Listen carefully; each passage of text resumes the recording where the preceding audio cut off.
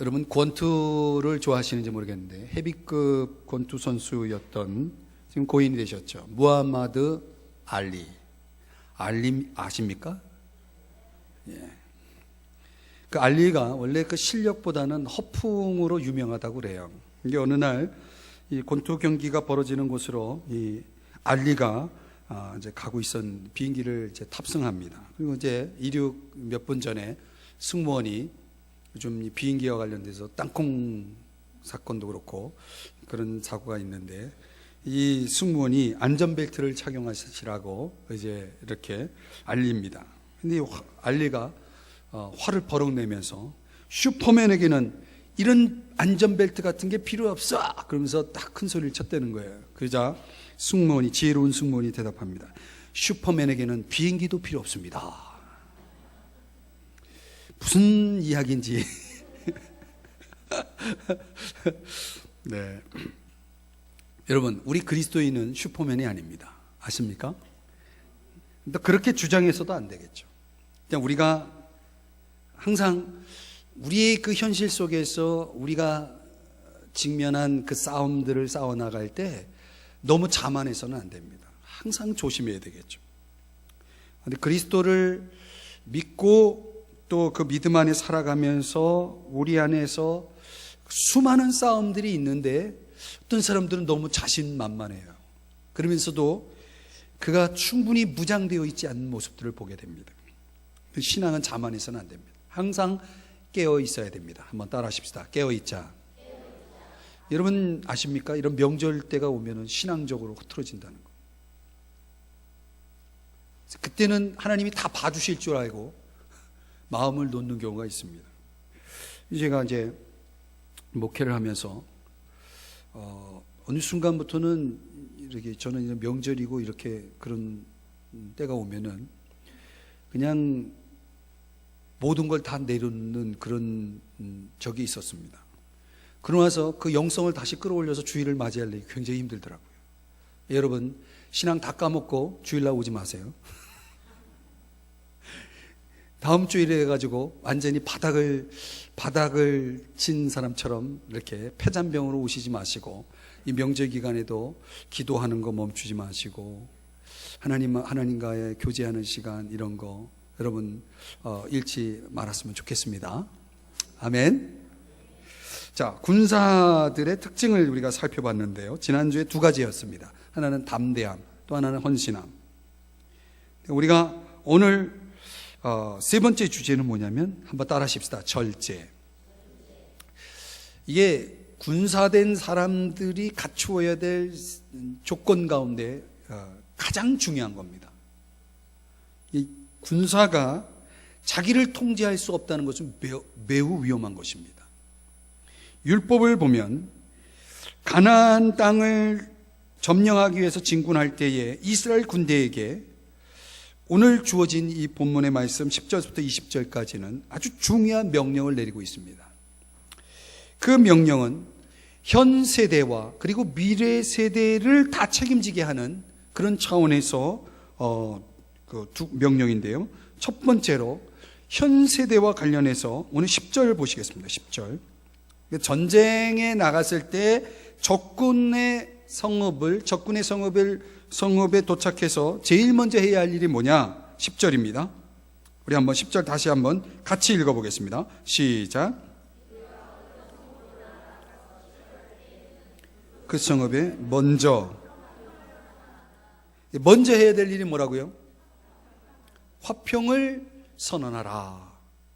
그 싸움 자체가 목적이 아니고 하나님이 의도하신 것은 평화입니다.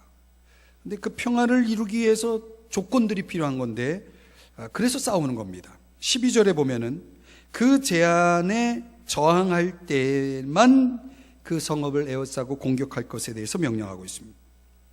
반대로 이 멀리 떠나 있는 성읍에 대해서는 평화 협정을 맺고 또 몇몇 사람들을 살려주라 이런 명령도 나오고 있습니다.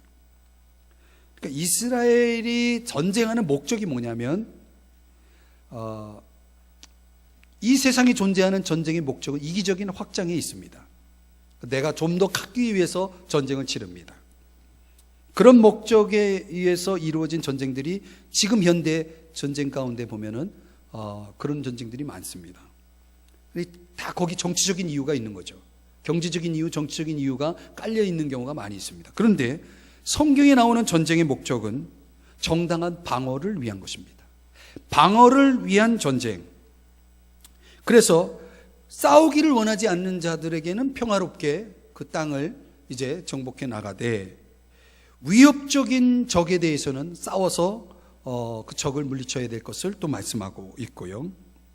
굳이 멀리 떨어져서 이스라엘 민족의 안전을 위협하지 않는 경우에라면 평화협정을 맺고 또 그들을 또 살려주라, 이런 명령을 내리고 있는 것입니다. 그러니까 이 내용을 통해 볼 때에 가나안 민족과의 이스라엘 백성들의 전투의 목적은 순전히 방어적이고 종교적입니다. 종교적인 목적은 18절을 한번 가보시겠습니다. 20장 18절. 종교적인 목적으로 이스라엘 백성이 왜 이렇게 전쟁을 해야 합니까? 라고 저에게 물어오는 사람들이 많아요. 그래서 그 전쟁의 목적을 밝히고 있는 내용이 18절입니다. 18절 우리 한번 읽었지만 다시 한번 읽어봅니다. 중요한 구절이니까. 시작.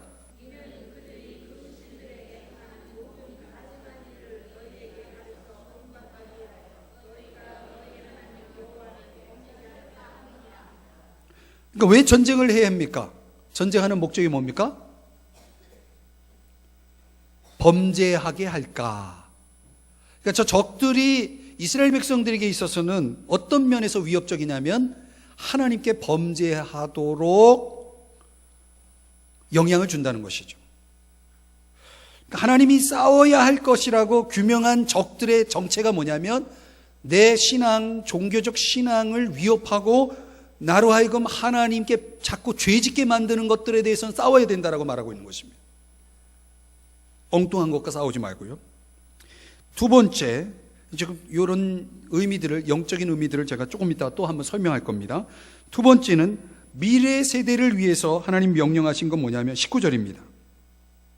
19절에서 뭐라고 얘기냐면 그곳 나무를 점령한 성읍 안에 있는 나무들 있죠. 나무들을 뭐 하지 말라? 찍어내지 말라. 이렇게 명령하고 있습니다. 자, 여기도 좀 중요한 이유가 있는데요. 하나님은 적어도 이 명령을 놓고 봤을 때 네 가지의 관심이 있습니다. 첫째, 나무. 두 번째, 땅. 세 번째, 사람. 네 번째, 미래입니다. 미래. 왜 하나님은 그 점령하게 될 성읍의 나무를 찍어내지 말라고 하냐면 하나님이 그 나무에 대해서 관심이 있기 때문에 그렇습니다. 왜 관심이 있을까요? 19절을 다시 보시면 거기 보면 그런 말씀이 나옵니다. 들의 수목이 사람이냐? 너희가 어찌 그것을 애워싸겠느냐? 이렇게 말하고 있습니다. 이게 무슨 말이냐면, 아니 사람들 전쟁에 왜 나무가 고통을 받아야 하느냐, 이런 얘기예요. 말하자면 하나님은 나무가 보존되기를 원하셨다는 거예요. 그 왜 나무가 보존되어야 되느냐? 땅에 관심이 많기 때문에 그렇습니다. 땅과 나무는 상생관계입니다. 여러분, 나무가 없는 땅은 어떻게 되는지 아십니까? 잘 아시죠? 설명 안 해도 아시죠? 네, 그러면 안 하고 넘어갑니다. 땅은 나무를 필요로 합니다. 나무를 베어버립니다. 그럼 나무를 베어버림으로 인해서 땅이 필요로 하는 자원이 사라지는 것입니다. 하나님은 땅에 관심이 많습니다. 그리고 세 번째는 왜 하나님은 땅에 관심이 많습니까? 그 땅에 사는 사람들에게 관심이 많기 때문에 그렇습니다. 하나님은 모든 나무를 필요로 하고, 그리고 땅이 건강하고 나무가 건강해야 뭐가 나옵니까? 열매가 나오는 겁니다. 열매. 그 열매는 누구를 위한 겁니까? 누구를 위한 겁니까? 우리를 위한 겁니다. 그래서 하나님은 벌써 멀리 내다보는 거예요. 너희 나무를 찍어버리지 마라. 당장 이 자기 통제가 안 돼서 모든 걸 다 진멸할 때 그 나무까지 베어버리지 말라는 거예요. 왜? 땅을 위해서. 땅은 왜? 무엇을 위해서? 사람을 위해서. 그러면 하나님은 그 사람들, 그 성읍에 사는 사람들에게도 또 관심 있지만 더 멀리 보면은 역사의 주인이신 하나님은 미래에도 관심이 있다는 거예요. 미래. 그래서 여러분, 그 성읍 사람들은 잠시 후면 다 이 세상을 떠날 사람들입니다. 그러면 그 성읍에 누가 남습니까? 자녀들이 남습니다. 자녀들이 무슨 죄가 있습니까? 전쟁한 1세대들이 열심히 서로 싸워가지고 모든 걸 다 없애버리면 그 후손들은 어떻게 살라는 말입니까? 그러나 하나님은 이 무죄한 죄가 없는 어린이들, 죄가 없는 다음 세대들이 그들의 행복과 안전을 위해서 하나님은 적절히 대비해야 할 것을 알아서 너희들 성읍에 들어가가지고 나무를 찍어 버리지 말라, 이렇게 말씀하신 거예요. 여러분, 하나님이 얼마나 이렇게 세밀하세요? 몰랐죠? 아세요? 그러니까 우리는 우리 세대를 살아가는 것뿐만 아니라 우리는 항상 다음 세대를 기억해야 되는 거예요. 다음 세대에 우리가 물려줄 것들에 대해서 항상 고민하고 거기에 대해서 대비하는 삶을 살아야 하는 거예요. 그런 차원에서 하나님께서 환경에 관심이 있으실까? 저는 있다고 봅니다. 오늘 이 말씀이 그런 의미예요. 현대적으로 적용하면 여러분, 이 현대 환경이 지금 심각하지 않습니까? 개발이라는 이름으로 많은 산림들이 제거되고 그것으로 인해서 우리는 좋은 아름다운 경관을 잃어버렸고 열매를 잃어버렸고, 그리고 여러 가지 부수적인 또 함께 공존하는 그런 새와 동물들, 그런 피난처, 그런 피난처도 많이 사라졌습니다. 제가 이 삼송지구, 이제 우리 교회가 이제 종교부지를 여기를 받고 제가 이제 와서 건축하는 동안 가끔 이렇게 와가지고 또 기도하고, 매일 새벽기도 끝나고 와서 기도하고 막 이럴 때, 여러분 아십니까? 여기 벌판인데 노루가 막 갈 바를 알지 못하고 헤매고 있는 노루를 봤다니까요. 걔는 어디로 갔는지 제가 모르겠어요. 좀 이렇게 좀 잘 이렇게 키워볼까도 했는데 안 잡히더라고요. 여기가 환경적으로 굉장히 좋은 곳이에요, 사실. 그리고 서울과 다르게 이 삼성지구의 장점 중에 하나가 공기가 일단 좋고, 근데 이 어떤 도시화된 과정에서도 상당히 이렇게 여유가 있는, 공간적으로 살림도 많이 살아있고, 그죠? 나름대로 우리는 그래도 그런 혜택을 보고 있는데, 조금만 저쪽 서울 쪽으로 가도 얼마나 각박합니까? 그죠? 환경적으로 굉장히 공기도 그렇고. 여러분, 이제 역사적으로 예를 들면 이런 겁니다. 중국의 모택동이 1959년에 경제공업화 정책을 실시하면서 중국에 있는 많은 나무들을 그 철 생산 재련소에 목재를 공급하기 위해서 나무를 많이 자르고, 그리고 농사 짓는 데 있었을 때 그런 영역들이 많이 좁아졌다고 그래요. 그래서 수많은 나무가 베어졌는데 지금 중국에 어떤 상황이 벌어지고 있는지 모르시죠? 제가 이제 자료를 보니까 중국의 현재 토양이 부식률이 32%가 증가해가지고 중국의 표토가 모래보다 곱고 진흙보다 거친 그 침전토라고 말하더라고요. 그 침전토가 점점 바람에 의해서, 비에 의해서 어디로 들어가고 있냐면 황하강으로 들어가고 있다고 합니다. 그 황하강으로 유입되면서 황하강의 바닥이 1년에 10cm가 높아지고 있다고 합니다. 실제로 그 황하강 앞에 있는 동쪽에 있는 평화 그 높이하고 강 바닥 높이를 비교했을 때 무려 7m가 높아져 있다고 합니다. 이거 상상이 됩니까? 상상이 안 되실 거예요. 우리나라가 아니니까 별로 관심이 없으시죠? 심각합니다. 세계 인구의 7분의 1이 지금 살고 있는 나라예요. 지구의 큰 하나의 덩어리가 지금 그렇게 지금 막 바뀌고 있는 거예요. 그러니까 지구촌 산림 훼손이 얼마나 심각하냐. 히말라야 산 기슭에 지금 어마어마한 기근이 이루어지면서 우리가 아는 바대로라면 그 히말라야 산과 연관되어 있는 나라 가운데 방글라데시나 네팔 같은데 홍수로 인해서 피해보는 타격이 굉장히 크다고 그래요. 그게 다 어디서 오는 거냐면 히말라야 산의 기근으로 인해서 벌어지는 일이라는 거예요. 그 원인이 북아프리카를 예를 들면 로마 시대에 곡창지대가 지금은 방대한 사하라 사막화로 인해서 사막이 되어졌다는 거예요. 로마 시대만 해도 곡창지대였던 그 지대가. 이게 다 무슨 원인입니까? 하나님께서 지키라고 한 것에 대해서 인간들이 지키지 않고 순종하지 않아서 결국은 지금 이 지구가 그렇게 지금 바뀌어가고 있는 거예요.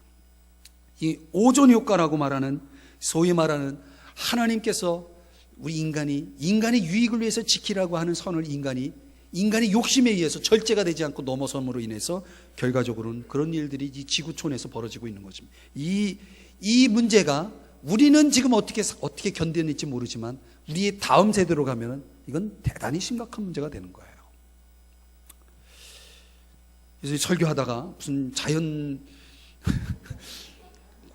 환경운동가가 와가지고 연설을 하나 생각이 될지 모르지만 우리가 사실은 설교를 말씀을 살펴보면서 하나님은 그런 부분에 관심이 없다라고 생각할지 모르지만 그렇지 않아요. 결국 하나님께서 저와 여러분에게 이스라엘 백성들에게 명령하신 말씀을 통해서 우리에게 말씀해 주시는 바도 있다고 봅니다.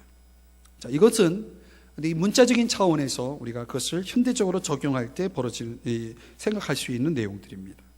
그러나 오늘 여기서 저는 한 발 더 나가서 이스라엘 민족이 피할 수 없는 전쟁을 치러야만 한다라고 하는 차원에서 아까도 말씀드렸지만 생존을 위해서, 방어를 위해서 그런 차원에서 접근하도록 하나님께서 이 전쟁에 대한 명령을 내리십니다.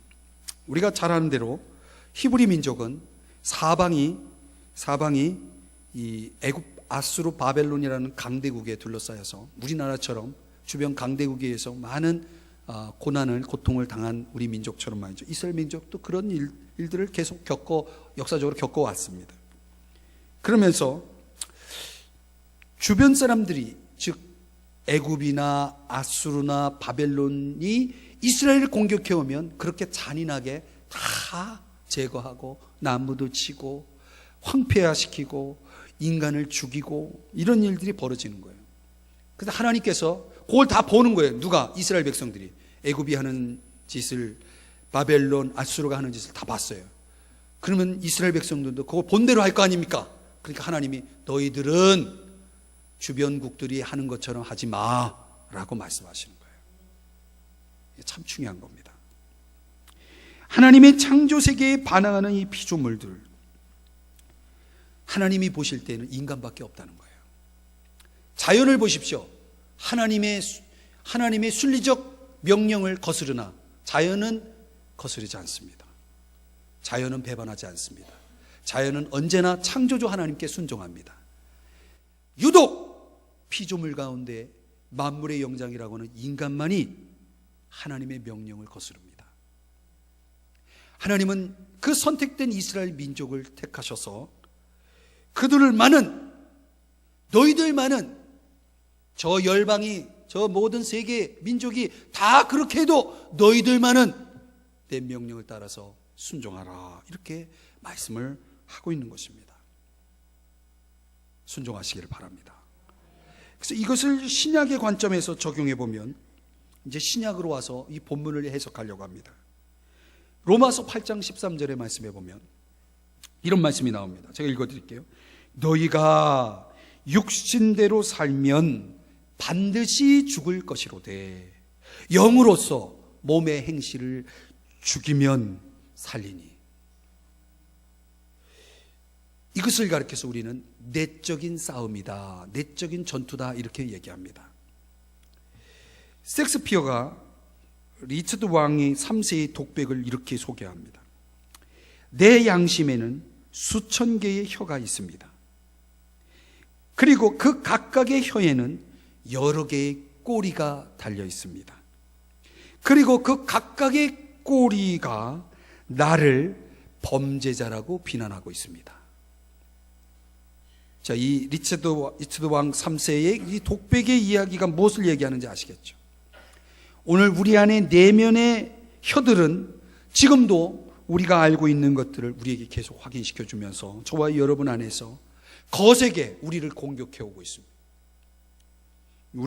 우리가 여전히 예수 그리스도를 믿고 회심하고 구원받고 나서 하나님의 자녀로 살아가면서도 우리 안에 있는 이 내면의 전쟁은 더 거세고 더 강하게 우리 안에서 일어나고 있다는 사실을 봅니다.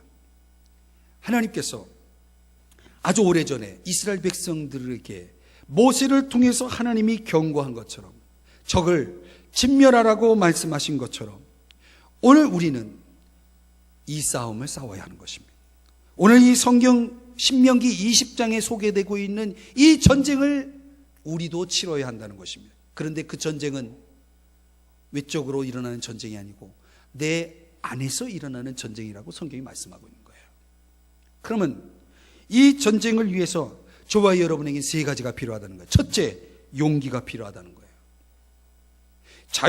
세상으로부터 자유로울 수 있는, 세상을 두려워하는 자가 아니라 세상을 이길 수 있는 용기가 필요하고, 두 번째는 더욱 헌신되어야 한다는 것을 말씀하고 있고, 더욱 그리스도께 충성스러운 자가 되어야 한다는 것을 강조하고, 충성을 강조하고, 세 번째는 분별과 지혜를 가지고 절제해야 된다. 이 절제가 우리의 싸움의 승패를 결정하는 중요한 기준이라는 것을 보여주고 있는 것입니다. 우리가 우리 스스로의 안에 있어 일어나는 이 수많은 싸움들을 이겨내는 가장 강력한 무기는 절제입니다.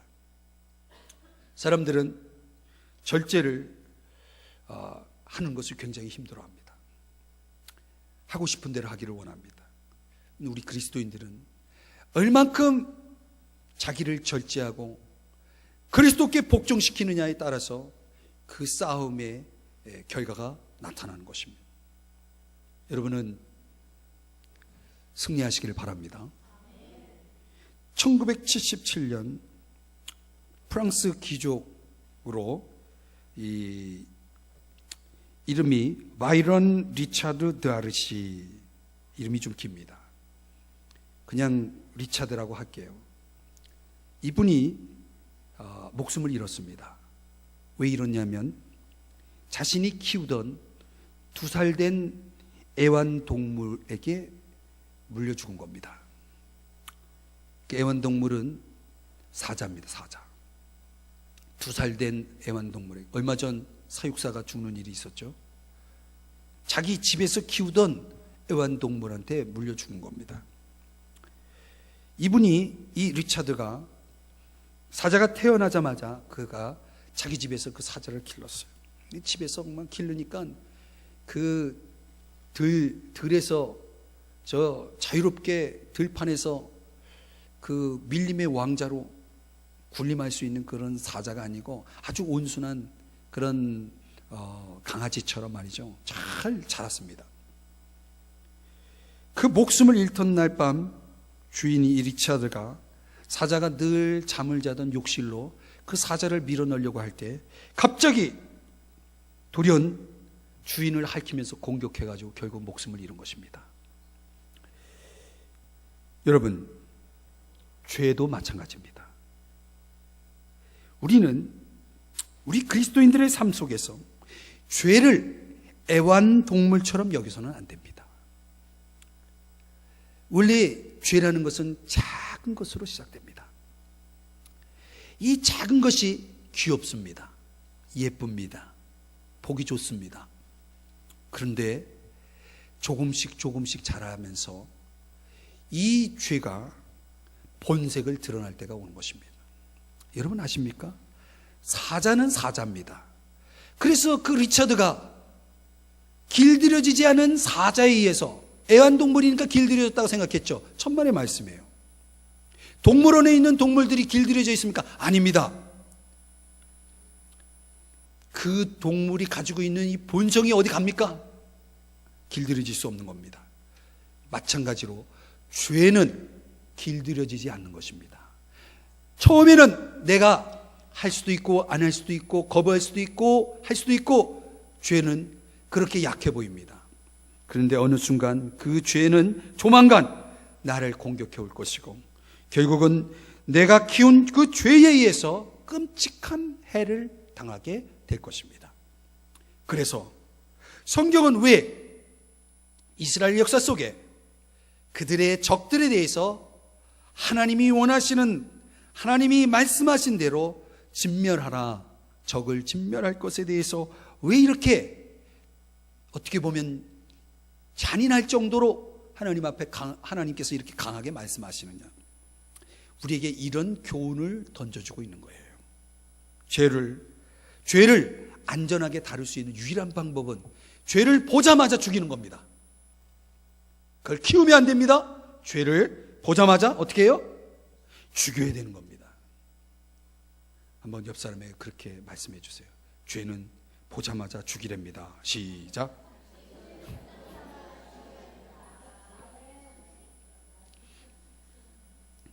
조금이라도 허용하면 나중에 큰 고통을 가져오게 될 것입니다.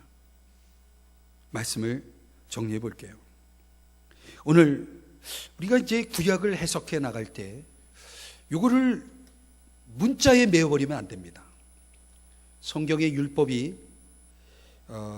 성경의 이야기가 정확하게 그 의미를 해석하기 위해서는 신약으로 와야 됩니다. 구약은 신약으로 해석해야 됩니다. 우리가 구약 성경을 읽어나가면서 이 본문 신명기 20장을 올바로 이해하기 위해서는 신약에서 말하는 전쟁을 이해할 필요가 있는 것입니다. 그래서 이거는 죄와의 싸움을 얘기하는 겁니다. 왜 하나님은 이렇게 말씀하고 있느냐라고 하는 차원에서, 자, 우리 성경의 정신을 다시 한번 정리해 보면 두 가지입니다. 하나님이 정한 선이 있습니다. 찍어야 될 것이 있고, 즉 버려야 될 것이 있고 지켜야 될 것이 있는 것입니다. 그런 것은 주의 명령을 따라서 우리가 따라야 합니다. 궁극적으로는 우리를 위협하게 하고 나를 자꾸 하나님께 범죄케 하고 나로 하여금 하나님으로부터 자꾸 멀어지게 하는 그런 어떤 죄를 애완동물처럼 그것을 가볍게 여기지 말라는 것이에요. 그건 보자마자 죽여야 된다는 거예요. 진멸해야 된다는 거예요. 아주 정확하게 완벽하게 그 죄를 처리하지 아니하면 언젠가는 그 죄가 나를 삼킬 것입니다. 나를 넘어뜨릴 것입니다. 그러므로 이 전쟁을 치르기 위해서 하나님께서는 적어도 세 가지를 우리에게 20장을 통해서 강조한 겁니다. 첫째는 용기, 두 번째는 헌신, 세 번째는 절제입니다. 오늘 이 말씀 잘 적용하셔서 이번 명절에도 여러분 어쩌면 우리의 신앙을 또 이런 좋은 분위기 속에서 또 내 마음에 내 가지고 있는 영적인 어떤 그런 이 텐션, 긴장을 놓고 지내다가 혹 사람들이 이거 하자 저거 하자 할 때 이거를 여러분들이 그걸 그냥 허용하면 안 됩니다. 분별해야 됩니다. 지켜야 됩니다. 그래서 그걸 잘 지키고 여러분들이 이 한 주간도 아주 은혜롭게 보내셔야 됩니다. 아멘. 기도하시겠습니다.